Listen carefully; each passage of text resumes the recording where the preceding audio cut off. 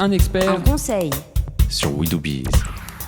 Nous vivons dans un monde de code, un monde codé, réglé, et pourtant il faut faire sa place. Alors en entreprise, faut-il jouer sur les codes? Faut-il s'habiller d'une manière ou d'une autre? C'est ce que va nous dire Evelyne Platnik-Cohen, fondatrice et dirigeante de Booster Academy. Bonjour Evelyne. Bonjour.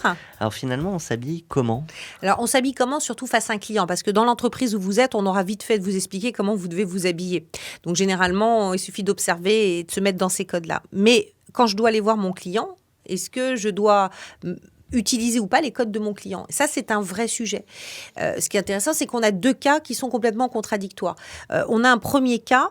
Moi, je me rappelle très bien d'une consultante. Alors, vous savez, quand on est consultant, on vient plutôt en tailleur, avec des petits talons et avec une jolie sacoche, qui arrive dans le milieu du sport, près de Biarritz, et à qui on explique gentiment, sachant qu'il y a des parquets avec des énormes trous, donc les talons, ça passera pas, que le DRH, vous voyez, moi, je suis dans la tenue dans laquelle était le DRH, qui était en chemise colorée, fleurie, avec des tongs. Donc, on lui a dit gentiment que la prochaine fois, il faudrait qu'elle se change parce qu'elle faisait complètement tâche dans ce milieu-là et qu'il fallait s'adapter à ce milieu-là. Donc ça, c'est un premier cas que l'on peut trouver.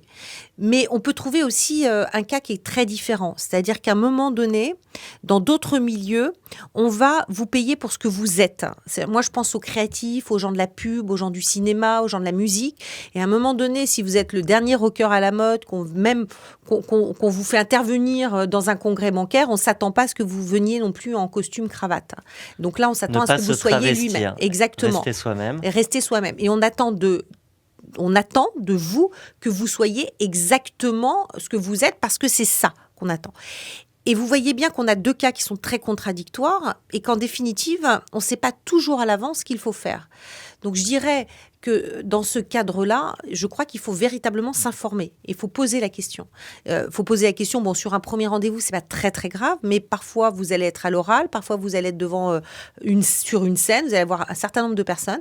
Et je pense qu'il faut demander la couleur, le style, ce qu'on attend de vous. Et c'est une partie, en tout cas, vous savez parfaitement que les premières secondes et ce que vous représentez, c'est la façon dont on va vous juger pendant au moins une quarantaine de minutes. Donc, si c'est négatif, ça l'est. Si c'est positif, c'est plutôt bon signe. Donc, cette préparation-là, elle est importante. C'est très important de la faire et de poser la question au client. Effectivement, et à l'image de Picasso, en ce moment, j'étais dans ma période bleue. Je vous ai demandé de venir en bleu pour cette chronique. Donc finalement, la règle, c'est qu'il n'y a pas de règle. Et très bien, tout à fait. Comme on le retrouve dans un certain film dont je ne me rappelle plus le nom. En tout cas, rendez-vous... si les auditeurs se le retrouvent, qu'ils nous le notent en commentaire. Voilà, en tout cas, nous, on se retrouve au prochain épisode. Evelyne Platnik-Cohen, merci à vous. Merci.